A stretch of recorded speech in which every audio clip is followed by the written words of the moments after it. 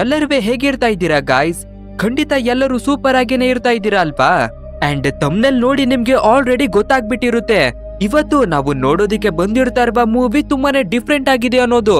ಯಾಕಂದ್ರೆ ನಮ್ಮ ಕಥೆಯಲ್ಲಿ ಬರುವ ಹೀರೋ ದೆವ್ವದ ಹತ್ರನೇ ಕಳ್ಳತನ ಮಾಡ್ತಾನೆ ಅಂದ್ರೆ ಎಷ್ಟರ ಮಟ್ಟಿಗೆ ಇರುತ್ತೆ ಅಲ್ವಾ? ಈ ಮೂವಿಯಲ್ಲಿ ತುಂಬಾನೇ ಟ್ವಿಸ್ಟ್ ಗಳು ಇರ್ತಾ ಇರೋದ್ರಿಂದ ಮೂವಿಯ ಬಗ್ಗೆ ಇವಾಗ್ಲೇನೆ ಹೇಳಿ ಎಲ್ಲಾ ಟ್ವಿಸ್ಟ್ ಗಳನ್ನ ಹಾಳು ಮಾಡೋದಿಕ್ಕೆ ನನ್ಗೆ ಒಂದು ಸ್ವಲ್ಪನವೇ ಇಷ್ಟನೇ ಇಲ್ಲ ಗಾಯ್ಸ್. ಸೊ ಮೂವಿಯ ಬಗ್ಗೆ ಯಾವ್ದೇ ಇಂಟ್ರೋವನ್ನ ಕೊಡದೆ ಡೈರೆಕ್ಟ್ ಆಗಿ ಮೂವಿಯನ್ನೇ ನೋಡೋಣ. ಅಂಡ್ ಆ ಮೂವಿ ಬೇರೆ ಯಾವ್ದುವೇ ಅಲ್ಲ, 2019 ನಲ್ಲಿ ರಿಲೀಸ್ ಆಗಿರ್ತಾ ಇರುವ ಸೂಪರ್ ಮೀ. ಸರಿ, ಇನ್ನು ತಡವನ್ನ ಮಾಡದೆ ನಮ್ಮ ಚಾನೆಲ್ ಅನ್ನ ಬೇಗ ಸಬ್ಸ್ಕ್ರೈಬ್ ಮಾಡ್ಕೊಳ್ಳಿ. ಸರಿ, ಇನ್ನು ಹೆಚ್ಚು ಟೈಮ್ ಹಾಳು ಮಾಡೋದು ಬೇಡ, ಡೈರೆಕ್ಟ್ ಆಗಿ ಇವತ್ತಿನ ಮೂವಿಯ ಮಾಯಾ ಲೋಕಕ್ಕೆ ಎಂಟ್ರಿಯನ್ನ ಕೊಡೋಣ. ಓಪನಿಂಗ್ ಸೀನ್ ನಲ್ಲೇ ನಮ್ಮ ಕಥೆಯ ಹೀರೋವಾಗಿರ್ತಾ ಇರುವ ಸ್ಯಾಂಗ್ ಅನ್ನ ತೋರಿಸ್ತಾರೆ. ಹೇಳ್ಬೇಕು ಅಂದ್ರೆ ನಮ್ಮ ಹೀರೋ ಒಬ್ಬ ಸ್ಕ್ರಿಪ್ಟ್ ರೈಟರ್ ಆಗಿ ಕೆಲಸವನ್ನ ಮಾಡಿ ಬರ್ತಾ ಇದ್ದಾನೆ.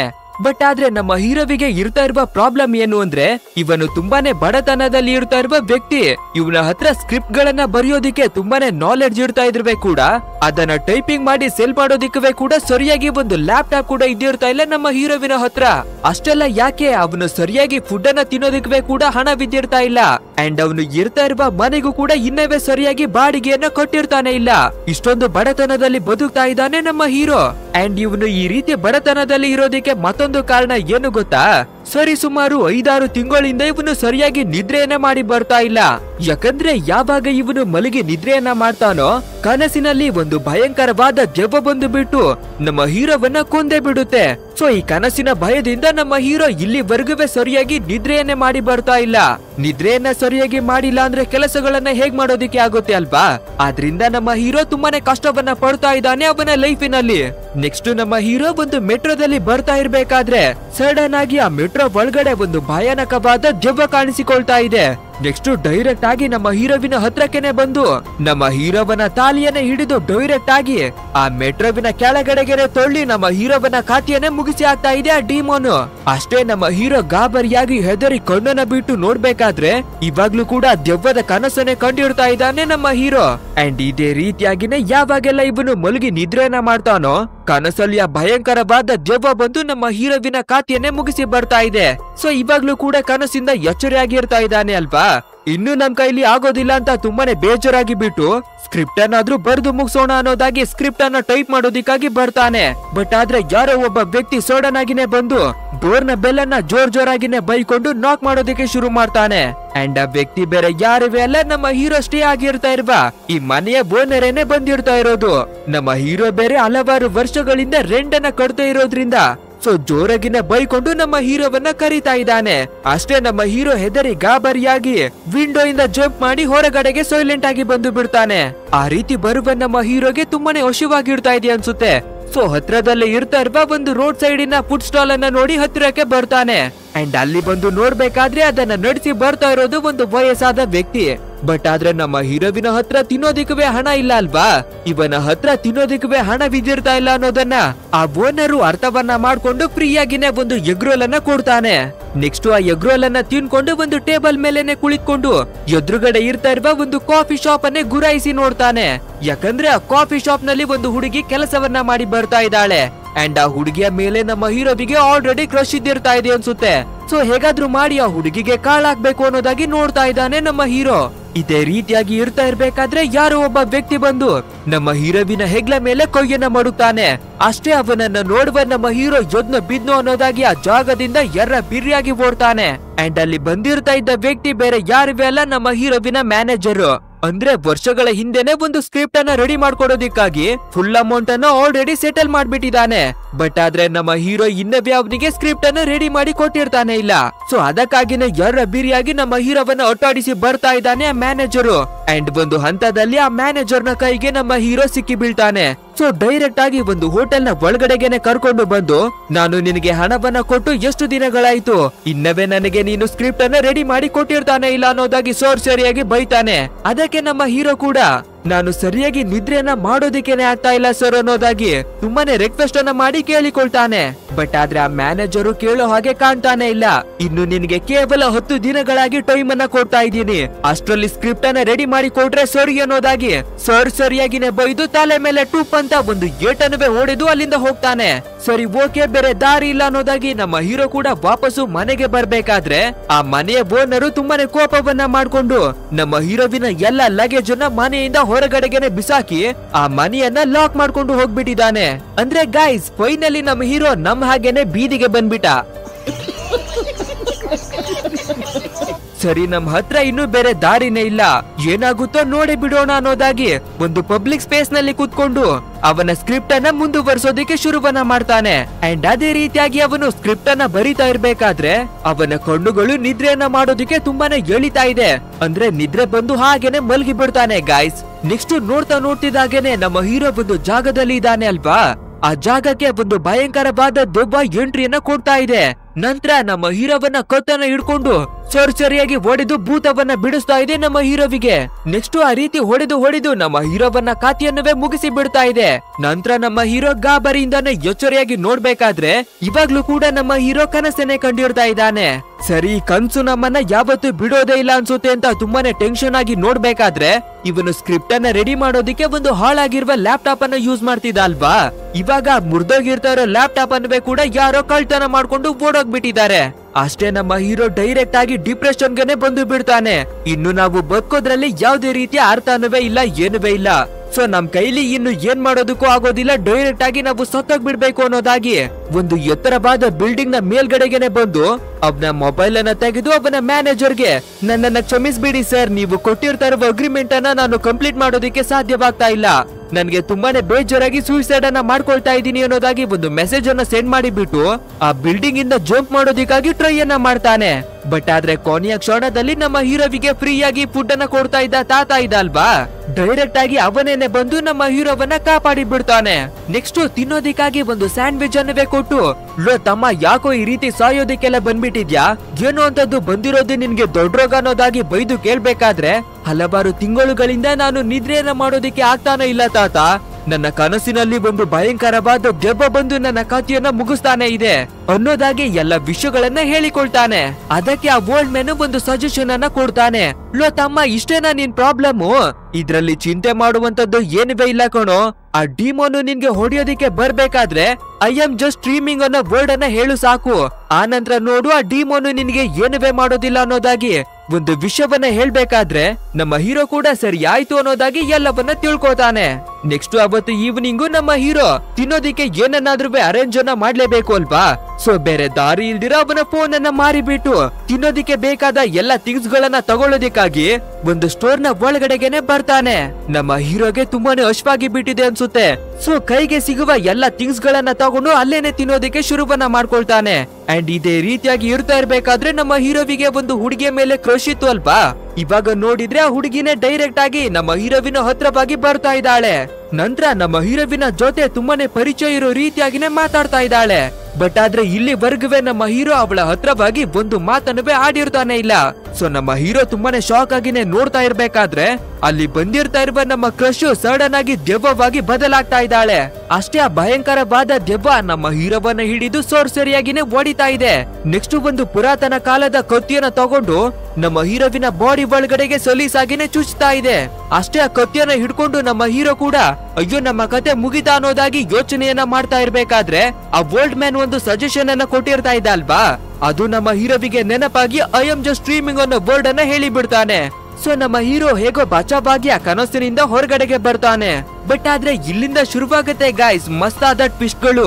ಇವಾಗ ತಾನೇ ಆ ದೆವ್ವ ನಮ್ಮ ಹೀರೋವಿನ ಕನಸಲ್ಲಿ ಒಂದು ಕತ್ತಿಯಿಂದ ಅಟ್ಯಾಕ್ ಅನ್ನ ಮಾಡ್ತಾ ಇತ್ತು ಅಲ್ವಾ. ಆ ಕತ್ತಿಯನ್ನ ನಮ್ಮ ಹೀರೋ ಹಿಡ್ಕೊಂಡಿದ್ರಿಂದ ಆ ಕತ್ತಿ ಕೂಡ ನಮ್ಮ ಹೀರೋವಿನ ಜೊತೆ ರಿಯಲ್ ಲೈಫ್ ಗೆ ಬಂದ್ಬಿಟ್ಟಿದೆ. ಸೊ ಇದನ್ನ ನೋಡುವ ನಮ್ಮ ಹೀರೋ ಅಯ್ಯೋ ನಾವ್ ಇನ್ನುವೇ ಕನಸಲ್ಲೇ ಇರ್ತಾ ಇದೀವಿ ಅನ್ನೋದಾಗಿ ಟೆನ್ಷನ್ ಆಗ್ತಾನೆ. ಮೊದ್ಲು ಈ ಜಾಗದಿಂದ ತಪ್ಪಿಸ್ಕೊಳ್ಳೋಣ ಅನ್ನೋದಾಗಿ ಆ ಕತ್ತಿಯನ್ನವೇ ಎತ್ಕೊಂಡು ಆ ಸ್ಟೋರಿನಿಂದ ಹೊರಗಡೆಗೆ ಓಡಿ ಬರ್ತಾನೆ. ಅವನು ಆಲ್ರೆಡಿ ನಾರ್ಮಲ್ ಆದ ಲೈಫ್ ಅಲ್ಲೇ ಇದ್ದಾನೆ. ಬಟ್ ಆದ್ರೆ ಅವನಿಗೆ ನಂಬಿಕೆ ಬರ್ತಾನೆ ಇಲ್ಲ. ಸೊ ಕಪಾಳಕ್ಕೆಲ್ಲ ಹೊಡ್ಕೊಂಡು ಟೆಸ್ಟ್ ಅನ್ನ ಮಾಡಿ ನೋಡ್ತಾನೆ. ಸೊ ಫೈನಲಿ ನಾವು ಕನಸಿನಿಂದ ಬಂದಿಡ್ತಾ ಇದೀವಿ ಅನ್ನೋದನ್ನ ಅರ್ಥವನ್ನ ಮಾಡ್ಕೋತಾನೆ. ಬಟ್ ಆದ್ರೆ ನಮ್ಮ ಕನಸಿನ ಒಳಗಡೆ ಬಂದಿದ್ದ ಕತ್ತಿ ರಿಯಲ್ ಲೈಫ್ಗೆ ಬರೋದಿಕ್ಕೆ ಹೇಗ್ ಸಾಧ್ಯ ಅನ್ನೋದಾಗಿ ತುಂಬಾನೇ ಕನ್ಫ್ಯೂಷನ್ ಆಗ್ತಾನೆ. ಅಲ್ಲದೆ ಅದು ನೋಡೋದಿಕ್ಕೆ ತುಂಬಾನೇ ಎಕ್ಸ್ಪೆನ್ಸಿವ್ ಆಗಿ ಕಾಣಿಸೋದ್ರಿಂದ ಅದನ್ನ ಮಾರಿ ಹಣವನ್ನ ಸಂಪಾದನೆ ಮಾಡೋಣ ಅನ್ನೋದಾಗಿ ಆ ಕತ್ತಿಯನ್ನ ಎತ್ಕೊಂಡು ಒಂದು ಆಂಟಿಕ್ ಶಾಪ್ ಗೆನೆ ಬರ್ತಾನೆ. ನಮ್ಮ ಹೀರೋ ಥಿಂಕ್ ಮಾಡಿದ ರೀತಿನೇ ಅದೊಂದು ತುಂಬಾನೇ ಎಕ್ಸ್ಪೆನ್ಸಿವ್ ಆದ ವೆಪನ್. ಸೊ ಆ ಶಾಪ್ ನವರೇ ಕೂಡ ಕತ್ತಿಯನ್ನ ಪರ್ಚೇಸ್ ಮಾಡಿ ತುಂಬಾನೇ ದೊಡ್ಡ ಮೊತ್ತದ ಹಣವನ್ನ ಕೊಡ್ತಾರೆ. ಅಷ್ಟೇ ಇದನ್ನ ನೋಡುವ ನಮ್ಮ ಹೀರೋವನ್ನ ಖುಷಿಯನ್ನ ಕೇಳ್ಬೇಕಾ, ಇಷ್ಟೊಂದು ಹಣವನ್ನ ಇಲ್ಲಿವರೆಗೂ ನಮ್ಮ ಹೀರೋ ಅವನ ಲೈಫಿನಲ್ಲಿ ನೋಡಿರ್ತಾನೆ ಇಲ್ಲ. ಸೊ ತುಂಬಾನೇ ಹ್ಯಾಪಿ ಆಗಿ ಬಿಡ್ತಾನೆ.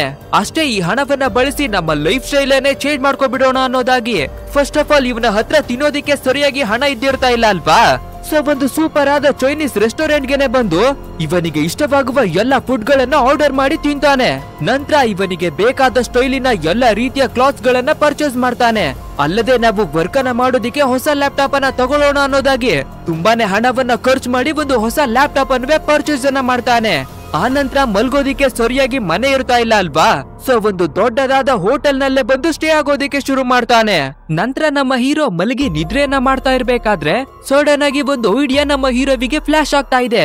ಅರೆ ಈ ಕತ್ತಿ ನಮ್ಮ ಕನಸಿನಲ್ಲಿ ಬಂದಿತ್ತು ಅಲ್ವಾ, ಬಟ್ ಆದ್ರೆ ನಮ್ಮ ಜೊತೆ ರಿಯಲ್ ಲೈಫ್ ಗೆ ತಂದಿದೀವಿ ಅಂದ್ರೆ ಮತ್ತೆ ನಾವು ನಮ್ಮ ಕನಸಿನಿಂದ ಬೇರೆ ವಸ್ತುಗಳನ್ನ ಖಂಡಿತ ತರಬಹುದು ಅನ್ನೋದಾಗಿ ಒಂದು ಸೂಪರ್ ಆದ ಐಡಿಯಾವನ್ನ ಮಾಡಿ ಮಲಗಿ ನಿದ್ರೆ ಮಾಡೋದಿಕ್ಕೆ ಶುರು ಮಾಡ್ತಾನೆ. ಅಂಡ್ ಅದೇ ರೀತಿಯಾಗಿ ಮತ್ತೆ ಅವನು ಕನಸಿನ ಲೋಕಕ್ಕೆ ಬಂದು ತಲುಪ್ತಾನೆ. ಆಸ್ ಯೂಶುವಲ್ ಇವನ ಕನಸಿನಲ್ಲಿ ಆ ಭಯಂಕರವಾದ ದೆವ್ವ ಮತ್ತೆ ಎಂಟ್ರಿಯನ್ನ ಕೊಡುತ್ತೆ. ಬಟ್ ಆದ್ರೆ ಆ ದೆವ್ವ ಇವಾಗ ಅದರ ಕೈಯಲ್ಲಿ ಒಂದು ದೊಡ್ಡದಾದ ಕೊಡಲಿಯನ್ನೇ ಹಿಡ್ಕೊಂಡು ಬಂದಿಡ್ತಾ ಇದೆ. ಅಂಡ್ ಅದು ನೋಡೋದಿಕ್ಕೆ ಇನ್ನವೇ ಎಕ್ಸ್ಪೆನ್ಸಿವ್ ಆಗಿ ಕಾಣಿಸ್ತಾ ಇದೆ ನಮ್ಮ ಹೀರೋವಿನ ಕಣ್ಣಿಗೆ. ನಂತರ ಆ ದೆವ್ವ ಡೈರೆಕ್ಟ್ ಆಗಿ ನಮ್ಮ ಹೀರೋವಿನ ಮೇಲೆ ಎರ್ರ ಬೀರಿಯಾಗಿ ಅಟ್ಯಾಕ್ ಅನ್ನ ಮಾಡ್ತಾನೆ ಇದೆ. ಸೊ ಇನ್ನೇನು ನಮ್ಮ ಹೀರೋವಿನ ಖಾತೆಯನ್ನ ಮುಗಿಸ್ತಾ ಇದೆ ಎನ್ನುವ ಕೊನೆಯ ಕ್ಷಣದಲ್ಲಿ ನಮ್ಮ ಹೀರೋ ಕೂಡ ಕೊಡಲಿಯನ್ನ ತನ್ನ ಕೈಗಳಲ್ಲಿ ಹಿಡ್ಕೊಂಡು ಮತ್ತೆ ಐ ಆಮ್ ಜಸ್ಟ್ ಡ್ರೀಮಿಂಗ್ ಅನ್ನೋ ವರ್ಡ್ ಅನ್ನ ಹೇಳ್ತಾನೆ. ಅಷ್ಟೇ ನಮ್ಮ ಹೀರೋ ವಾಪಸ್ಸು ನಾರ್ಮಲ್ ಆದ ಲೈಫಿಗೆನೆ ಬಂದು ಬಿಡ್ತಾನೆ. ಅಂಡ್ ನಮ್ಮ ಹೀರೋ ಯಾವ ರೀತಿ ಪ್ಲಾನ್ ಅನ್ನ ಮಾಡಿರ್ತಾ ಇದ್ನೋ ಅದೇ ರೀತಿಯಾಗಿ ನಮ್ಮ ಹೀರೋ ಅವನ ಕನಸಿನಲ್ಲಿ ಹಿಡ್ಕೊಂಡಿದ್ದ ಆ ಚಿನ್ನದ ಕೊಡಲಿ ಇವನ ಜೊತೆ ರಿಯಲ್ ಲೈಫ್ ಗೆನೆ ಬಂದ್ಬಿಟ್ಟಿರ್ತಾ ಇದೆ. ಅಷ್ಟೇ ಅವನು ಯಾವ ರೀತಿ ಎಕ್ಸೈಟ್ ಆಗಿದ್ದಾನೆ ಅನ್ನೋದನ್ನ ನೋಡ್ಬೇಕಾ. ಸೊ ಇವಾಗ ನಮ್ಮ ಹೀರೋಗೆ ಕನ್ಫರ್ಮ್ ಆಗಿ ಬಿಡುತ್ತೆ. ಹಾಗಿದ್ರೆ ನಾವು ಯಾವಾಗ ಮಲಗಿ ಕನಸಿಗೆ ಹೋಗ್ತೀವೋ ಆವಾಗೆಲ್ಲ ಇಂತಹ ಎಕ್ಸ್ಪೆನ್ಸಿವ್ ಆದ ವಸ್ತುಗಳನ್ನ ನಮ್ಮ ರಿಯಲ್ ಲೈಫಿಗೆ ತರಬಹುದು. ಆ ರೀತಿ ತಂದ ಎಲ್ಲ ವಸ್ತುಗಳನ್ನ ಮಾರಿ ನಾವು ರಿಚ್ ಆಗಿ ಬದಲಾಗ್ಬಿಡ್ಬಹುದು. ಲಿಟ್ರಲಿ ನಮ್ಮ ಲೈಫೇ ಬದಲಾಗಿ ಬಿಡ್ತು, ನಾನು ಶ್ರೀಮಂತ ಆಗಿಬಿಟ್ಟೆ ಅನ್ನೋದಾಗಿ ಆಕಾಶದಲ್ಲೇ ತೇಲಾಡ್ತಾ ಇದ್ದಾನೆ ನಮ್ಮ ಹೀರೋ. ನೋಡಿ ಗಾಯ್ಸ್, ದೆವ್ವದ ಹತ್ರ ಇಂದಾನೆ ಚಿನ್ನದ ವಸ್ತುಗಳನ್ನ ಕದ್ದಿ ಬರೋದಿಕ್ಕೆ ಯಾವ ರೀತಿ ಪ್ಲಾನ್ ಮಾಡ್ತಾ ಇದ್ದಾನೆ ಇವನು. ನೆಕ್ಸ್ಟ್ ಡೇ ಆ ಕೊಡಲಿಯನ್ನ ಇವಾಗ ರಿಯಲ್ ಲೈಫಿಗೆ ತಂದಿದ್ದಾನೆ ಅಲ್ವಾ. ಅಂಡ್ ಇವಾಗ ಅದನ್ನ ಮಾರಿ ಅದರಿಂದ ಹಣ ಪಡ್ಕೊಳ್ಳೋದಿಕ್ಕಾಗಿ ವಾಪಸ್ಸು ಅದೇ ಆಂಟಿಕ್ ಶಾಪಿಗೆನೆ ಡೈರೆಕ್ಟ್ ಆಗಿ ಬರ್ತಾನೆ. ಅಂಡ್ ಅದೇ ರೀತಿಯಾಗಿ ಆ ಶಾಪ್ ನವರೇ ಕೂಡ ಆ ಕೊಡಲಿಯನ್ನ ಪರ್ಚೇಸ್ ಮಾಡಿ ಇವನಿಗೆ ಹಣವನ್ನ ಕೊಡ್ತಾರೆ. ಅಂಡ್ ಆ ಹಣವನ್ನ ಪಡ್ಕೊಳ್ಳುವ ನಮ್ಮ ಹೀರೋ ಟೋಟಲ್ ಆಗಿ ಅವನ ಲೈಫ್ ಅನ್ನೇ ಚೇಂಜ್ ಮಾಡ್ಕೊಳ್ತಾನೆ. ಹೊಸ ಕಾರನ್ನ ಪರ್ಚೇಸ್ ಮಾಡೋದೇನು, ಹೊಸ ಡ್ರೆಸ್ ಗಳನ್ನ ಪರ್ಚೇಸ್ ಮಾಡೋದೇನು, ಹುಡುಗಿಯರು ಪಾರ್ಟಿ ಪಬ್ಬು ಅಂತ ಮೋಜು ಮಸ್ತಿಯನ್ನ ಮಾಡೋದೇನು, ಫುಲ್ ಟೋಟಲ್ ಆಗಿ ನಮ್ಮ ಹೀರೋ ಜಾಲಿಯಾಗಿ ಬದುಕೋದಿಕ್ಕೆ ಶುರು ಮಾಡ್ತಾನೆ. ಅಂಡ್ ಇದೇ ರೀತಿಯಾಗಿ ಇರ್ತಾ ಇರ್ಬೇಕಾದ್ರೆ ನಮ್ಮ ಹೀರೋವಿಗೆ ಮತ್ತೊಂದು ವಿಷಯ ನೆನಪಿಗೆ ಬರುತ್ತೆ. ನಾವು ಹೊರಗಿನ ಜಗತ್ತಿನಲ್ಲಿ ಏನ್ ನೋಡಿರ್ತೀವೋ ಅದೇ ಜಾಗಕ್ಕೆ ಕನಸಿನ ಮುಖಾಂತರ ನಾವು ತಲುಪ್ತೀವಿ ಅಲ್ವಾ.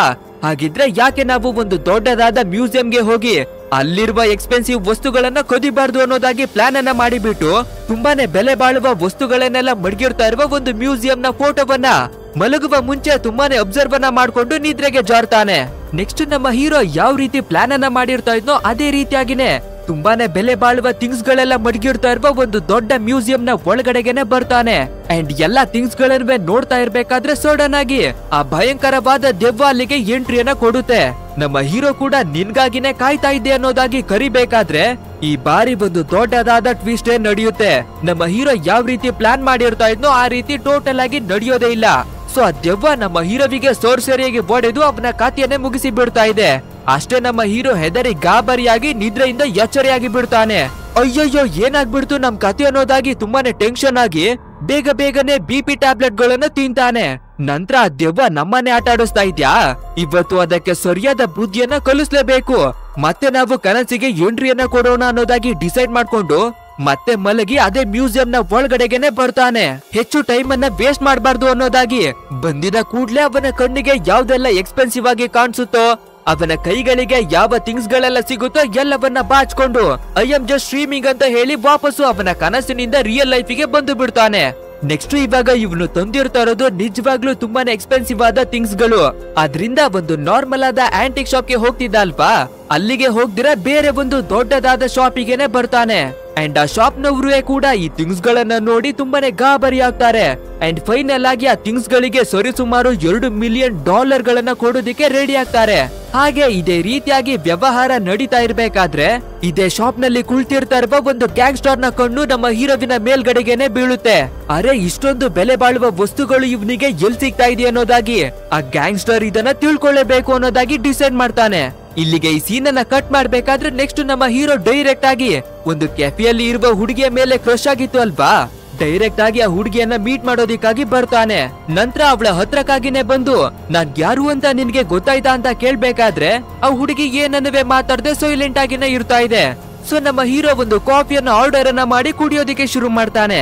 ಅಂಡ್ ಇದೇ ರೀತಿಯಾಗಿ ಕಾಫಿಯನ್ನ ಕುಡಿತಾ ಇರ್ಬೇಕಾದ್ರೆ ನಮ್ಮ ಹೀರೋವಿಗೆ ಒಂದು ವಿಷಯ ಗೊತ್ತಾಗ್ಲಿಕ್ಕೆ ಬರ್ತಾ ಇದೆ. ಈ ಕಾಫಿ ಶಾಪ್ ಅನ್ನ ನಡ್ಸೋದಿಕ್ಕೆ ಬೇಕಾಗುವಷ್ಟು ಹಣ ಇಲ್ದೇ ಇರೋದ್ರಿಂದ ಇವಳು ಈ ಶಾಪ್ ಅನ್ನ ಮಾರ್ತಾ ಇದ್ದಾಳೆ ಅನ್ನೋದು ನಮ್ಮ ಹೀರೋವಿನ ಕಿವಿಗೆ ಬೀಳುತ್ತೆ.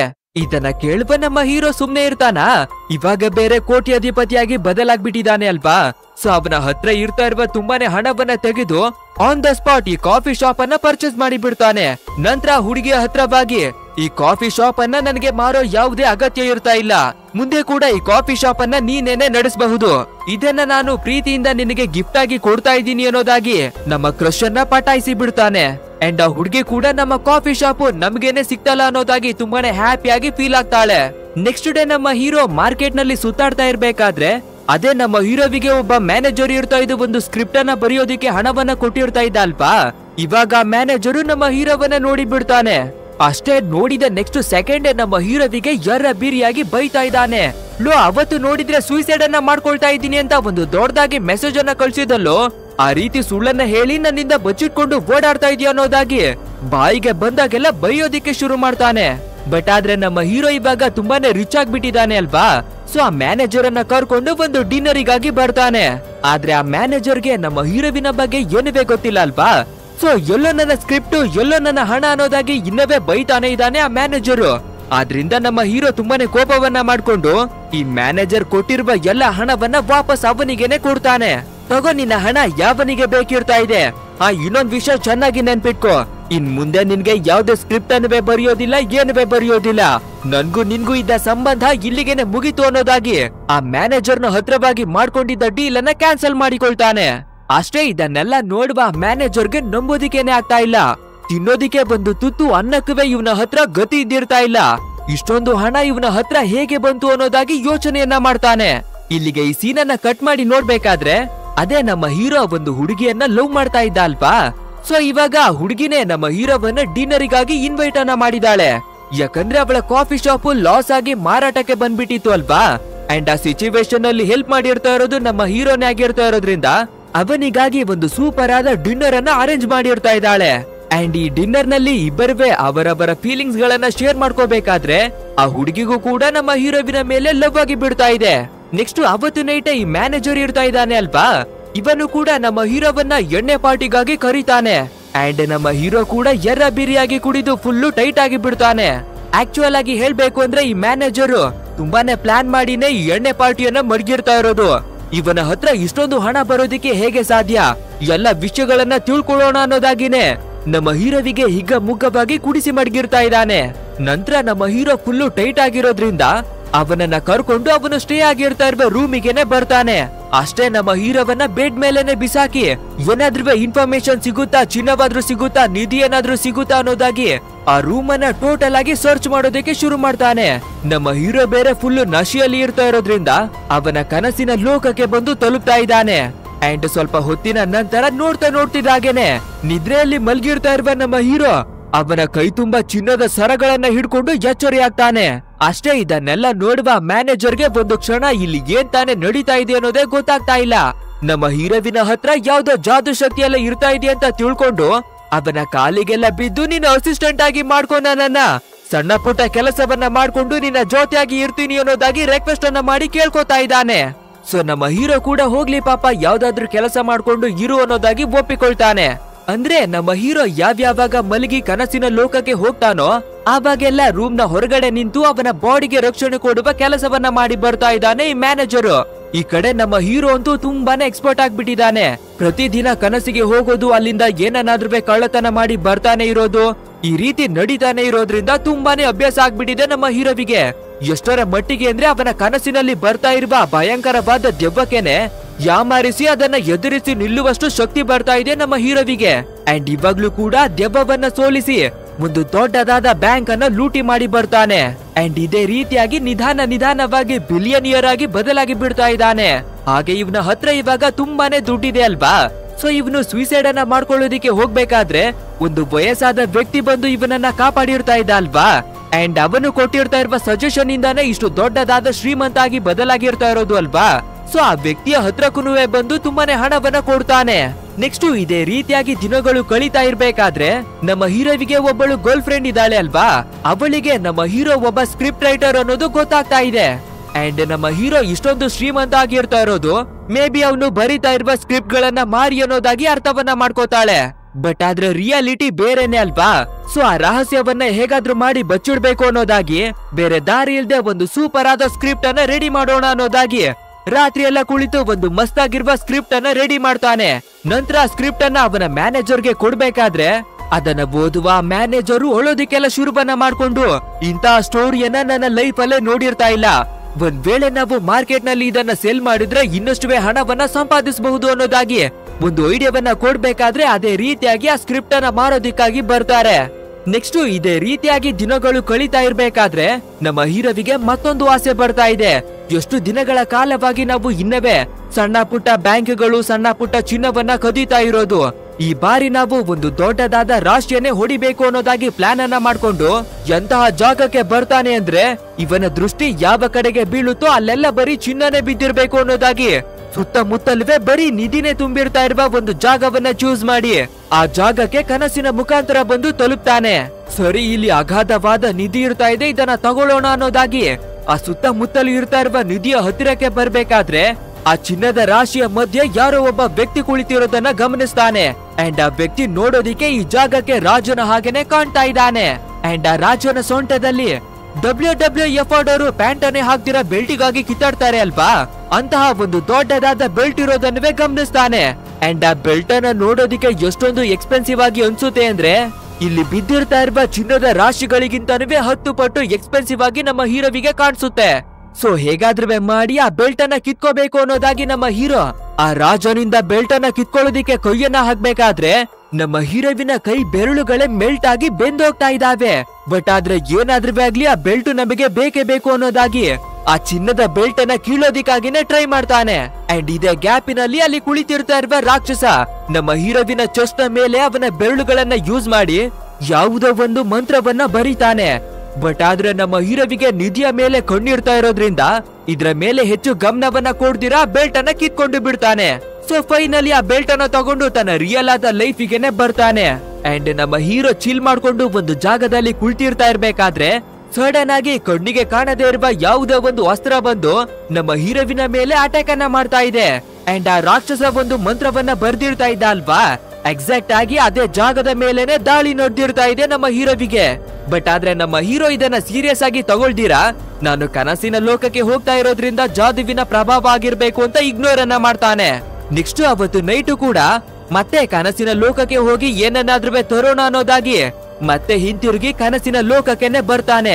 ಹೇಳ್ಬೇಕು ಅಂದ್ರೆ ಈ ಬಾರಿ ಕನಸಿನ ಒಳಗಡೆ ಬರೋದಿಕ್ಕೆ ಅವನಿಗೆ ಇಷ್ಟನೇ ಆಗ್ತಾ ಇಲ್ಲ, ಆದ್ರೂ ಹೋಗ್ಲೇಬೇಕು ಅನ್ನೋದಾಗಿ ಕನಸಿನ ಒಳಗಡೆಗೆ ಬರ್ತಾನೆ. ಅಂಡ್ ಈ ಬಾರಿ ನಮ್ಮ ಹೀರೋ ಒಂದು ಎತ್ತರವಾದ ಜಾಗದಲ್ಲಿ ಬಂದು ನಿಂತಿರ್ತಾ ಇದ್ದಾನೆ. ಅರೆ ನಾವು ಯಾವ ಜಾಗಕ್ಕೆ ಬಂದಿದೀವಿ ಅಂತ ಟೆನ್ಷನ್ ಆಗಿ ನೋಡ್ಬೇಕಾದ್ರೆ ಸ್ವಲ್ಪ ದೂರದಲ್ಲಿ ಯಾವುದೋ ಒಂಟಿಯಾದ ವ್ಯಕ್ತಿ ನಿಂತಿರೋದನ್ನ ಗಮನಿಸ್ತಾನೆ. ಸೊ ಯಾರಿರಬಹುದು ಅನ್ನೋದಾಗಿ ಹತ್ರಕ್ಕೆ ಬಂದು ನೋಡ್ಬೇಕಾದ್ರೆ ಅದು ಬೇರೆ ಯಾರುವೇ ಅಲ್ಲ, ನಮ್ಮ ಹೀರೋನೇ. ಸೊ ನೋಡ್ತಿದ್ದಾಗೇನೆ ಎದುರುಗಡೆ ನಿಂತಿರುವ ಹೀರೋ ಗಾಳಿಯಲ್ಲಿ ಹಾಗೆ ಮಾಯವಾಗೋದಿಕ್ಕೆ ಶುರುವಾಗ್ತಾ ಇದೆ. ಸೊ ಇದನ್ನ ನೋಡುವ ನಮ್ಮ ಹೀರೋ ಗಾಬರಿಯಾಗಿ ವಾಪಸ್ಸು ತನ್ನ ರಿಯಲ್ ಆದ ಲೈಫಿಗೆನೆ ಹಿಂತಿರುಗಿ ಬರ್ತಾನೆ. ಇಲ್ಲಿಯವರೆಗೂ ಇಂಥ ಕನಸನ್ನ ನಾವು ನೋಡಿರ್ತಾನೆ ಇಲ್ಲ ಅನ್ನೋದಾಗಿ ಒಂದು ಮಿರರ್ ನ ಮುಂದೆ ನಿಂತು ನೋಡ್ತಾ ಇರ್ಬೇಕಾದ್ರೆ ಅವನ ಮುಖದ ಮೇಲೆ ವಿಚಿತ್ರವಾದ ಮಾರ್ಕ್ಗಳೆಲ್ಲ ಬಿದ್ದಿರ್ತಾ ಇದೆ. ಅಂಡ್ ನಿಧಾನವಾಗಿ ಅವನ ಬಾಡಿ ಮೇಲೆಲ್ಲ ಕೂಡ ವಿಚಿತ್ರವಾದ ಮಾರ್ಕ್ಗಳು ಬರೋದಕ್ಕೆ ಶುರುವಾಗ್ತಾ ಇದೆ. ಅಂದ್ರೆ ಇಲ್ಲಿವರೆಗುವೆ ನಮ್ಮ ಹೀರೋವಿನ ಕನಸಿನಲ್ಲಿ ಒಂದು ಭಯಂಕರವಾದ ದೆವ್ವ ಬಂದು ಇವನ ಮೇಲೆ ಅಟ್ಯಾಕ್ ಮಾಡ್ತಾ ಇತ್ತು ಅಲ್ವಾ. ಆ ರೀತಿ ಇಲ್ಲಿವರೆಗುವೆ ಎಲ್ಲ ಕನಸಿನಲ್ಲಿ ಮಾಡಿರ್ತಾ ಇರುವ ಅಟ್ಯಾಕ್ ಗಳು ಇವಾಗ ನಮ್ಮ ಹೀರೋವಿಗೆ ಅವನ ರಿಯಲ್ ಲೈಫಿನಲ್ಲಿ ಕಾಣಿಸಿಕೊಳ್ತಾ ಇದೆ. ಅಷ್ಟೇ ಇದನ್ನೆಲ್ಲ ನೋಡುವ ನಮ್ಮ ಹೀರೋವಿಗೆ ಏನುವೆ ಅರ್ಥನೇ ಆಗ್ತಾ ಇಲ್ಲ. ಸೊ ಏನ್ ತಾನೇ ನಡೀತಾ ಇದೆ ನಮ್ಮ ಲೈಫಿನಲ್ಲಿ ಅಂತ ಟೆನ್ಷನ್ ಆಗುವ ನಮ್ಮ ಹೀರೋ ಈ ರೀತಿಯ ದೆವ್ವದಿಂದ ತಪ್ಪಿಸ್ಕೊಳ್ಳೋದಿಕ್ಕೆ ಸಜೆಷನ್ ಕೊಟ್ಟಿರ್ತಾ ಇದ್ದದ್ದು ಒಂದು ಬೋಲ್ಡ್ ಆದ ಪರ್ಸನ್ ಅಲ್ವಾ.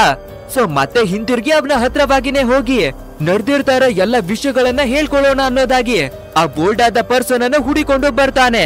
ಅಂಡ್ ಅದೇ ರೀತಿಯಾಗಿ ಬರ್ತಾ ಇರ್ಬೇಕಾದ್ರೆ ಒಂದು ಶಾಪ್ ನಲ್ಲಿ ಒಂದು ಗ್ಯಾಂಗ್ಸ್ಟರ್ ನ ಲೀಡರ್ ನಮ್ಮ ಹೀರೋವಿಗೆ ಈ ನಿಧಿ ಚಿನ್ನವೆಲ್ಲ ಎಲ್ಲಿಂದ ಸಿಗ್ತಾ ಇದೆ ಅಂತ ಒಂದು ಡೌಟ್ ಬಂದಿತ್ತು ಅಲ್ವಾ. ಆ ಗ್ಯಾಂಗ್ಸ್ಟರ್ ನ ಕಡೆಯ ಎಲ್ಲ ಚೇಲಗಳಿವೆ ಬಂದು ನಮ್ಮ ಹೀರೋವನ್ನ ಸೈಲೆಂಟ್ ಆಗಿ ಕಿಡ್ನಾಪ್ ಅನ್ನ ಮಾಡ್ತಾರೆ. ನಂತರ ನೋಡು ನಿನ್ನನ್ನ ರಿಲೀಸ್ ಮಾಡ್ಬೇಕು ಅಂದ್ರೆ $10 ಮಿಲಿಯನ್ ನಮ್ಗೆ ಕೊಡು, ಇಲ್ಲ ಅಂದ್ರೆ ನಿನ್ನ ಖಾತೆಯನ್ನ ಮುಗಿಸ್ತೀವಿ ಅನ್ನೋದಾಗಿ ಡಿಮ್ಯಾಂಡ್ ಮಾಡ್ಬೇಕಾದ್ರೆ ನಮ್ಮ ಹೀರೋನುವೆ ಬೇರೆ ದಾರಿ ಇಲ್ದಿರಾ ಅವನ ಮ್ಯಾನೇಜರ್ ಅನ್ನ ಕಾಂಟ್ಯಾಕ್ಟ್ ಮಾಡಿಬಿಟ್ಟು $10 ಮಿಲಿಯನ್ ಅನ್ನ ತೋರಿಸ್ತಾನೆ. ಬಟ್ ಆದ್ರೆ ಈ ಗ್ಯಾಂಗ್ಸ್ಟರ್ ಇಲ್ಲಿ ಒಂದು ದೊಡ್ಡದಾದ ಟ್ವಿಸ್ಟ್ ಅನ್ನ ಕೊಡ್ತಾನೆ. ಹಣವನ್ನ ಕೊಟ್ರೆ ನಿಮ್ಮನ್ನ ಬಿಡ್ತೀವಿ ಅಂತ ಹೇಳಿದ್ರು ಅಲ್ವಾ. ಬಟ್ ಆದ್ರೆ ನಮ್ಮ ಮ್ಯಾನೇಜರು ಪೂರ್ತಿ ಹಣವನ್ನ ಕೊಟ್ರವೇ ಕೂಡ ನಮ್ಮ ಮ್ಯಾನೇಜರ್ಗೆನೆ ಹೊಡೆದು ಅವನನ್ನೇ ಕೂಡ ಕಿಡ್ನಾಪ್ ಮಾಡಿ ಬಿಡ್ತಾರೆ. ನೆಕ್ಸ್ಟ್ ಡೈರೆಕ್ಟ್ ಆಗಿ ನಮ್ಮ ಹೀರೋವನ್ನ ಎತ್ತಾಕೊಂಡು ಎಲ್ಲ ಗ್ಯಾಂಗ್ಸ್ಟರ್ ಗಳಿವೆ ನಮ್ಮ ಹೀರೋವಿನ ಮನೆಗೆನೆ ಬರ್ತಾರೆ. ನೆಕ್ಸ್ಟ್ ಚಿನ್ನದ ನಿಧಿಗಳನ್ನ ಎಲ್ಲಿ ಮಡಗಿರ್ತಾ ಇದೆಯಾ ಅಂತ ಕೇಳ್ಬೇಕಾದ್ರೆ ನಮ್ಮ ಹೀರೋಗುವೆ ಬೇರೆ ದಾರಿ ಇಲ್ದಿರಾ ಇಲ್ಲಿವರೆಗುವೆ ಅವನ ಕನಸಿನಲ್ಲಿ ಆ ದೆವ್ವದ ಹತ್ರವಾಗಿ ಕದ್ದಿರ್ತಾ ಇರುವ ಎಲ್ಲ ಬೆಲೆ ಬಾಳುವ ಚಿನ್ನದ ವಸ್ತುಗಳನ್ನ ಒಂದು ರೂಮ್ ನಲ್ಲಿ ಸ್ಟೋರ್ ಮಾಡಿ ಮಡಗಿರ್ತಾ ಇದ್ದಾನೆ. ಅಂಡ್ ಆ ಜಾಗವನ್ನ ಈ ಗ್ಯಾಂಗ್ಸ್ಟರ್ ಗಳಿಗೆ ಹೇಳಿ ಬಿಡ್ತಾನೆ. ಅಂಡ್ ಇದೇ ಟೈಮಿಗೆ ಸರಿಯಾಗಿ ನಮ್ಮ ಲವರ್ ಬೇರೆ ನಮ್ಮ ಹೀರೋವಿಗೆ ಕಾಲ್ ಮಾಡೋದಕ್ಕೆ ತುಂಬಾ ಸಲ ಟ್ರೈ ಮಾಡಿರ್ತಾ ಇದ್ದಾಳೆ. ಬಟ್ ಆದ್ರೆ ಅಷ್ಟು ಬಾರಿ ಕಾಲ್ ಅನ್ನ ಮಾಡಿ ಟ್ರೈ ಮಾಡಿದ್ರೆ ಕೂಡ ನಮ್ಮ ಹೀರೋ ಕಾಲ್ ಅನ್ನ ಪಿಕ್ ಮಾಡದೇ ಇರೋದ್ರಿಂದ ಇವನಿಗೆ ಏನಾಗ್ಬಿಡ್ತು ಅಂತ ತುಂಬಾನೇ ಗಾಬರಿಯಾಗಿ ಡೈರೆಕ್ಟ್ ಆಗಿ ನಮ್ಮ ಹೀರೋವಿನ ಮನೆಗೇನೆ ನೇರವಾಗಿ ಬರ್ತಾಳೆ. ಬಟ್ ಆದ್ರೆ ಆ ಗ್ಯಾಂಗ್ಸ್ಟರ್ ನ ಕಡೆಯವರು ನಮ್ಮ ಹೀರೋಯಿನ್ ಅವಳನ್ನುವೆ ಕೂಡ ಕಿಡ್ನಾಪ್ ಮಾಡಿ ಬಿಡ್ತಾರೆ. ನೆಕ್ಸ್ಟ್ ಆ ಗ್ಯಾಂಗ್ಸ್ಟರ್ ನ ಲೀಡರು ಯಾವ ವಿಷಯವನ್ನ ಹೇಳ್ತಾನೆ ಅಂದ್ರೆ ಇಲ್ಲಿ ಕೇಳ್ರು, ಈ 3 ಜನರ ಕಥೆಯನ್ನುವೆ ಮುಗಿಸಿ ಇವರ ಮನೆಯಲ್ಲಿ ಇರ್ತಾ ಇರುವ ಎಲ್ಲ ಚಿನ್ನ ಒಡವೆ ನಿಧಿ ಎಲ್ಲವನ್ನ ಪಾರ್ಸಲ್ ಮಾಡ್ಕೊಂಡ್ರು. ಇನ್ ಮುಂದೆ ನಮ್ಮ ಲೈಫ್ ಸ್ಟೈಲ್ ಕೂಡ ಚೇಂಜ್ ಆಗುತ್ತೆ ಕೊಂಡ್ರು ಅನ್ನೋದಾಗಿ ಒಂದು ಆರ್ಡರ್ ಅನ್ನ ಕೊಡ್ಬೇಕಾದ್ರೆ ನಮ್ಮ ಮ್ಯಾನೇಜರ್ ಅದನ್ನ ತಡ್ಕೊಳ್ತಾನೆ ಇಲ್ಲ. ಏನ್ರೋ ನಿಮ್ಗೆ ನಿಧಿ ಬೇಕಾ, ಇಲ್ಲಿ ಇರ್ತಾ ಇರುವ ಥಿಂಗ್ಸ್ ಗಳು ಬೇಕಾ, ಇರಿ ನಿಮ್ಗೆ ಸರಿಯಾದ ಪಾಠವನ್ನ ಕಲಿಸ್ತೀನಿ ಅನ್ನೋದಾಗಿ ಪಕ್ಕದಲ್ಲೇ ಸಿಗುವ ಒಂದು ವಸ್ತುವನ್ನ ಎತ್ಕೊಂಡು ಸರಿಯಾಗಿ ಅಲ್ಲಿ ಬಂದಿರ್ತಾ ಇರುವ ಚೇಲಗಳ ಮೇಲೆ ಅಟ್ಯಾಕ್ ಮಾಡೋದಿಕ್ಕಾಗಿ ಬರ್ತಾನೆ. ಅಂಡ್ ಇದೇ ಗ್ಯಾಪ್ ಅನ್ನ ಯೂಸ್ ಮಾಡುವ ನಮ್ಮ ಹೀರೋ ಕೂಡ ನಮ್ಮ ಹೀರೋವನ್ನ ಒಬ್ಬ ಸೋಲ್ಜರ್ ಇಟ್ಕೊಂಡಿರ್ತಾ ಇದ್ದಾನೆ ಅಲ್ವಾ, ಅವನ ಕೈಯನ್ನ ಕಚ್ಚಿ ಅವನಿಂದ ಬಿಡಿಸಿಕೊಳ್ತಾನೆ. ನೆಕ್ಸ್ಟ್ ನಮ್ಮ ಹೀರೋಯಿನ್ ಅವಳನ್ನುವೆ ಕೂಡ ಕಾಪಾಡಿಬಿಟ್ಟು 3 ಜನರವೇ ಸೇರಿ ಆ ಜಾಗದಿಂದ ಹೇಗಾದ್ರೂ ಮಾಡಿ ಎಸ್ಕೇಪ್ ಆಗೋಣ ಅನ್ನೋದಾಗಿ ಓಡಿ ಬರೋದಿಕ್ಕೆ ಟ್ರೈ ಅನ್ನ ಮಾಡ್ಬೇಕಾದ್ರೆ ನಮ್ಮ ಹೀರೋವಿನ ಬೆನ್ನಿಗೆ ಆ ಗ್ಯಾಂಗ್ಸ್ಟರ್ ನ ಕಡೆಯವರು ಚಾಕುವನ್ನ ಹಾಕ್ಬಿಡ್ತಾರೆ. ಸರಿ ಹೇಗಾದ್ರೂ ಮಾಡಿ ಬಿಡಿಸ್ಕೊಂಡು ಹೋಗೋಣ ಅನ್ನೋದಾಗಿ ಬರ್ತಾ ಇರ್ಬೇಕಾದ್ರೆ ಆ ಗ್ಯಾಂಗ್ಸ್ಟರ್ ಡೈರೆಕ್ಟ್ ಆಗಿ ಗನ್ನನ್ನ ತೆಗೆದು ನಮ್ಮ ಮ್ಯಾನೇಜರ್ ನ ಖಾತೆಯನ್ನ ಮುಗಿಸಿ ಬಿಡ್ತಾ ಇದ್ದಾನೆ. ನಮ್ಮ ಹೀರೋವಿನ ಮೇಲೂ ಕೂಡ ತುಂಬಾನೇ ಅಟ್ಯಾಕ್ ಅನ್ನ ಮಾಡೋದ್ರಿಂದ ಅವನ ಪರಿಸ್ಥಿತಿ ಹಾಳಾಗೋದಿಕ್ಕೆ ಬರ್ತಾ ಇದೆ. ಅಂದ್ರೆ ನಮ್ಮ ಹೀರೋವಿಗೆ ಅನ್ಕಾನ್ಶಿಯಸ್ ಆಗುವ ಲೆವೆಲ್ಗೆ ಹೊಡೆದು ಬಿಡ್ತಾ ಇದ್ದಾರೆ. ಆ ರೀತಿ ನಮ್ಮ ಹೀರೋ ಅನ್ಕಾನ್ಶಿಯಸ್ ಆಗೋದ್ರಿಂದ ಮತ್ತೆ ಕನಸಿನ ಲೋಕಕ್ಕೆ ಬಂದು ತಲುಪ್ತಾನೆ. ಆ ರೀತಿ ಕನಸಿನ ಒಳಗಡೆಗೆ ಬರ್ಬೇಕಾದ್ರೆ ನಮ್ಮ ಹೀರೋವಿಗೆ ಇಲ್ಲಿವರೆಗುವೆ ಇವನು ಏನೆಲ್ಲ ಮಾಡಿರ್ತಾ ಇದ್ದಾನೋ ಅದು ಒಂದು ಕನಸಿನ ರೀತಿಯಾಗಿ ಎಲ್ಲ ವಿಷನ್ ಗಳಿವೆ ಬರ್ತಾ ಇದೆ. ನೆಕ್ಸ್ಟ್ ನಮ್ಮ ಹೀರೋ ತುಂಬಾನೇ ವಿಚಿತ್ರವಾದ ಒಂದು ಜಾಗಕ್ಕೆ ಬಂದು ತಲುಪ್ತಾನೆ. ಅಂಡ್ ನಮ್ಮ ಹೀರೋವಿನ ಮೈಯೆಲ್ಲ ತುಂಬಾನೇ ಕೊಳಚೆಯನ್ನ ತುಂಬಿಕೊಂಡಿರ್ತಾ ಇದ್ದು ಎಲ್ಲಿಗೋ ನಡ್ಕೊಂಡು ಹೋಗ್ತಾ ಇದ್ದಾನೆ. ಆ ರೀತಿ ನಡ್ಕೊಂಡು ಬರ್ತಾ ಇರ್ಬೇಕಾದ್ರೆ ಅವನ ಮೈಯಲ್ಲಿ ಮೆತ್ತಿರ್ತಾ ಇರುವ ಕೊಳಚೆ ಆಟೋಮೆಟಿಕ್ ಆಗಿ ಅವನಿಂದ ವ್ಯಾನಿಶ್ ಆಗಿ ದೂರ ಹೋಗ್ತಾ ಇದೆ. ನಂತರ ಅದೇ ರೀತಿಯಾಗಿ ಬರ್ತಾ ಇರ್ಬೇಕಾದ್ರೆ ಅವನ ಎದುರುಗಡೆಗೆ ಗ್ಲಾಸ್ ನಿಂದ ಮಾಡಿರ್ತಾ ಇರುವ ಒಂದು ದೊಡ್ಡದಾದ ಗೋಡೆ ಅಡ್ಡಲಾಗಿರ್ತಾ ಇದೆ. ಸೊ ಆಪೋಸಿಟ್ ನಲ್ಲಿ ಯಾರು ಇದಾರಲ್ಲ ಅಂತ ನೋಡ್ಬೇಕಾದ್ರೆ ಆ ಗೋಡಿ ಆಪೋಸಿಟ್ ನಲ್ಲಿ ನಮ್ಮ ಹೀರೋವಿನ ಲವ್ವರೇ ನಿಂತಿರ್ತಾ ಇದ್ದಾಳೆ. ಸೊ ಹೇಗಾದ್ರೂ ಮಾಡಿ ನಮ್ಮ ಲವ್ವರ್ ಕಡೆಗೆ ಹೋಗೋಣ ಅಂತ ತುಂಬಾನೇ ಟ್ರೈ ಮಾಡ್ಬೇಕಾದ್ರೆ ಆ ಗೋಡೆಯನ್ನ ಒಡೆದು ಹಾಕೋದಿಕ್ಕೆ ತುಂಬಾನೇ ಪ್ರಯತ್ನವನ್ನ ಮಾಡ್ತಾನೆ. ಬಟ್ ಆದ್ರೆ ಯಾವ್ದುವೆ ವರ್ಕ್ ಆಗದೆ ನಮ್ಮ ಹೀರೋ ಹಾಗೇನೆ ಕುಳಿತು ಬಿಡ್ತಾನೆ. ಇವಾಗ ಕೊಡ್ತಾರೆ ನೋಡಿ ನಮಗೆ ಮತ್ತೊಂದು ಟ್ವಿಸ್ಟ್ ಅನ್ನ.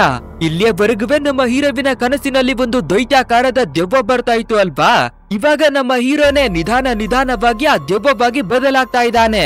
ಆ ರೀತಿ ಭಯಂಕರವಾದ ದೆವ್ವವಾಗಿ ಬದಲಾಗಿದ ನಂತರ ನಮ್ಮ ಹೀರೋವಿನ ಕೈಗೆ ಆಟೋಮೆಟಿಕ್ ಆಗಿ ಒಂದು ವೆಪನ್ ಬರ್ತಾ ಇದೆ.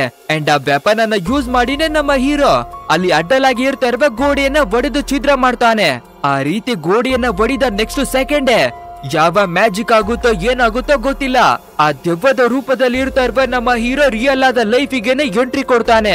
ಅಂದ್ರೆ ಜಾಸ್ತಿ ಕನ್ಫ್ಯೂಸ್ ಆಗ್ಬೇಡಿ ಗಾಯ್ಸ್, ನಮ್ಮ ಹೀರೋವಿನ ಬಾಡಿ ಯಾವ ಜಾಗದಲ್ಲಿ ಬಿದ್ದಿತ್ತೋ ಅಲ್ಲೇ ಬಿದ್ದಿರ್ತಾ ಇದೆ.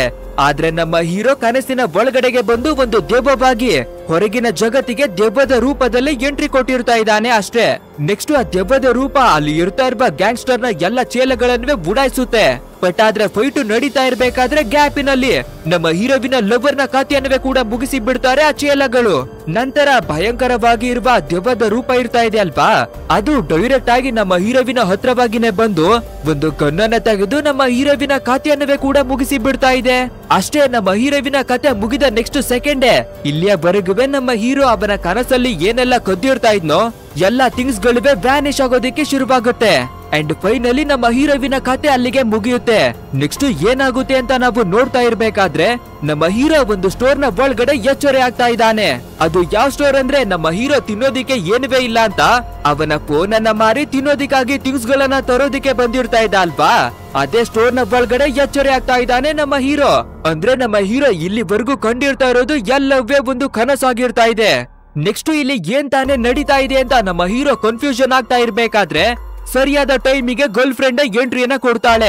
ಇಷ್ಟು ಹೊತ್ತಲ್ಲಿ ಏನ್ ಮಾಡ್ತಾ ಇದ್ಯಾ ಬಾ ನನ್ ಜೊತೆ ಅನ್ನೋದಾಗಿ ಕರ್ಕೊಂಡು ಬಂದು ತಿನ್ನೋದಿಕ್ಕೆ ನೂಡಲ್ಸ್ ಅನ್ನ ಪ್ರಿಪೇರ್ ಮಾಡಿ ಕೊಡ್ತಾಳೆ. ಹಾಗೆ ನನ್ನ ಕೆಫೆಯಲ್ಲೇ ವರ್ಕ್ ಅನ್ನ ಮಾಡು ಅನ್ನೋದಾಗಿ ಒಂದು ಆಫರ್ ಅನ್ನವೇ ಕೊಡ್ತಾಳೆ.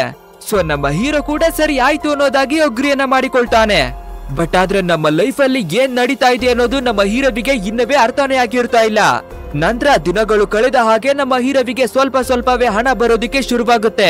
ಅಂಡ್ ಮತ್ತೆ ನಮ್ಮ ಹೀರೋ ಸ್ಕ್ರಿಪ್ಟ್ ಬರೆಯೋದನ್ನ ಶುರುವನ್ನ ಮಾಡಿಕೊಳ್ತಾನೆ. ಆ ರೀತಿ ಒಳ್ಳೆ ಒಳ್ಳೆ ಸ್ಕ್ರಿಪ್ಟ್ ಗಳನ್ನ ಬರೆದು ಅದನ್ನ ಸೆಲ್ ಅನ್ನ ಮಾಡ್ಬೇಕಾದ್ರೆ ಈ ಬಾರಿ ಆ ಸ್ಕ್ರಿಪ್ಟ್ ಗಳು ತುಂಬಾನೇ ಚೆನ್ನಾಗಿರೋದ್ರಿಂದ ಹೆಚ್ಚು ಹಣವನ್ನ ಕೊಟ್ಟು ಖರೀದಿಯನ್ನ ಮಾಡ್ತಾರೆ. ಸೊ ಫೈನಲಿ ನಮ್ಮ ಹೀರೋ ಒಬ್ಬ ಸಕ್ಸಸ್ಫುಲ್ ಆದ ಸ್ಕ್ರಿಪ್ಟ್ ರೈಟರ್ ಆಗಿ ಕನ್ವರ್ಟ್ ಆಗ್ತಾನೆ. ಅಂಡ್ ಇದೇ ರೀತಿಯಾಗಿ ಅವನ ಲೈಫ್ ಅನ್ನ ತುಂಬಾನೇ ಹ್ಯಾಪಿಯಾಗಿ ತಗೊಂಡು ಹೋಗ್ತಾ ಇರ್ಬೇಕಾದ್ರೆ ಒಂದು ದಿನ ನಮ್ಮ ಹೀರೋ ವಾಪಸ್ಸು ಒಬ್ಬ ವಯಸ್ಸಾದ ವ್ಯಕ್ತಿ ಇರ್ತಾ ಇದ್ದಾನೆ ಅಲ್ವಾ, ಅವನ ಹತ್ರ ಫುಡ್ ಅನ್ನ ತಿನ್ನೋದಿಕ್ಕಾಗಿನೇ ಬರ್ತಾನೆ. ಬಟ್ ಆದ್ರೆ ಇವಾಗ ಕೊಡ್ತಾರೆ ನೋಡಿ ನಮಗೆ ಮತ್ತೊಂದು ಟ್ವಿಸ್ಟ್ ಅನ್ನ. ಆ ವಯಸ್ಸಾದ ವ್ಯಕ್ತಿ ನಮ್ಮ ಹೀರೋವಿನ ಕೈಗೆ ಒಂದು ಬ್ಯಾಗಿನ ತುಂಬಾ ಹಣವನ್ನ ತುಂಬಿ ಕೊಡ್ತಾನೆ. ಹಲವಾರು ದಿನಗಳ ಹಿಂದೆ ಈ ಹಣವನ್ನ ನೀನೇನೆ ಕೊಟ್ಟಿರ್ತಾ ಇದ್ದೆ, ಸೊ ಇದನ್ನ ನಿನಗೇನೆ ವಾಪಸ್ ಕೊಡ್ತೀನಿ ಅನ್ನೋದಾಗಿ ವಾಪಸ್ ಕೊಡ್ತಾ ಇದ್ದಾನೆ. ನಿಮ್ಗೂ ಕೂಡ ನೆನ್ಪಿರ್ತಾ ಇದ್ಯಾ ಗೈಸ್, ನಮ್ಮ ಹೀರೋ ತುಂಬಾನೇ ರಿಚ್ ಆಗಿರ್ಬೇಕಾದ್ರೆ ಈ ವಯಸ್ಸಾದ ವ್ಯಕ್ತಿಗೆ ಸ್ವಲ್ಪ ಹಣವನ್ನ ತಂದು ಕೊಟ್ಟಿರ್ತಾ ಇದ್ದ ಅಲ್ವಾ. ಇವಾಗ ಹಣವನ್ನ ಕೊಟ್ಟಿರ್ತಾ ಇರೋದನ್ನ ನೋಡಿ ನಮ್ಮ ಹೀರೋ ಮತ್ತೆ ಕನ್ಫ್ಯೂಷನ್ ಗೆ ಒಳಗಾಗ್ತಾನೆ. ನಾವು ಇಷ್ಟು ದಿನಗಳಾಗಿ ಬದುಕಿರ್ತಾ ಇರೋದು ಕನಸ ರಿಯಲ್ ಯಾವ್ದುವೆ ಗೊತ್ತಾಗ್ತಾ ಇಲ್ಲ ಅನ್ನೋದಾಗಿ ಇನ್ನವೇ ಕನ್ಫ್ಯೂಷನ್ ಆಗ್ಬೇಕಾದ್ರೆ ಆ ವಯಸ್ಸಾದ ವ್ಯಕ್ತಿ ತನ್ನ ಹೊಟ್ಟೆಯ ಮೇಲೆ ಇರ್ತಾ ಇರುವ ಒಂದು ಮಾರ್ಕ್ ಅನ್ನ ತೋರಿಸ್ಬಿಟ್ಟು, ನನ್ಗೂ ಕೂಡ ನಿನ್ ಹಾಗೇನೆ ತುಂಬಾನೇ ಕನಸುಗಳು ಬರ್ತಾ ಇತ್ತು, ಆದ್ರೆ ನಾನ್ ಯಾವತ್ತೂ ನಿನ್ ಹಾಗೆ ಹಣದ ಹಿಂದೆ ಬಿದ್ದಿರ್ತಾ ಇಲ್ಲ, ಬದಲಾಗಿ ಒಂದು ಸಿಂಪಲ್ ಆದ ಜೀವನವನ್ನ ಚೂಸ್ ಮಾಡಿರ್ತಾ ಇದ್ದೀನಿ, ನೆಮ್ಮದಿ ಖುಷಿಯನ್ನ ಆಯ್ಕೆ ಮಾಡ್ಕೊಂಡಿರ್ತಾ ಇದ್ದೀನಿ ಅನ್ನೋದಾಗಿ ಒಂದು ವಿಷಯವನ್ನ ಹೇಳ್ಬೇಕಾದ್ರೆ ನಮ್ಮ ಹೀರೋವಿಗೆ ಏನುವೇ ಅರ್ಥನೇ ಆಗ್ತಾ ಇಲ್ಲ. ಲಿಟ್ರಲಿ ಅವನು ಬದುಕಿರ್ತಾ ಇರೋದು ಕನಸ ಅಥವಾ ರಿಯಲ್ ಲೈಫ್ ಅನ್ನೋದಾಗಿ ಕನ್ಫ್ಯೂಷನ್ ಗೆ ಒಳಗಾಗ್ತಾನೆ. ಡೋಂಟ್ ವರಿ ಗಾಯ್ಸ್, ನಿಮ್ಗೂ ಕೂಡ ಕನ್ಫ್ಯೂಷನ್ ಆಗಿದೆ ಅನ್ನೋದು ನನಗೆ ಗೊತ್ತು, ಬಟ್ ವಿಡಿಯೋದ ಕೊನೆಯಲ್ಲಿ ಅದನ್ನ ಕ್ಲಾರಿಫೈ ಮಾಡಿಕೊಡ್ತೀನಿ. ಇಲ್ಲಿಗೆ ಈ ಸೀನ್ ಅನ್ನ ಕಟ್ ಮಾಡಿ ನೆಕ್ಸ್ಟ್ ನಮಗೆ ತೋರಿಸ್ಬೇಕಾದ್ರೆ ಒಂದು ಶಾಪ್ ನ ಹೊರಗಡೆ ನಮ್ಮ ಹೀರೋ ಕುಳಿತಿರ್ತಾ ಇದ್ದು ಆ ಜಾಗಕ್ಕೆ ನಮ್ಮ ಹೀರೋವಿನ ಗರ್ಲ್ ಫ್ರೆಂಡ್ ಕೂಡ ಬರ್ತಾಳೆ.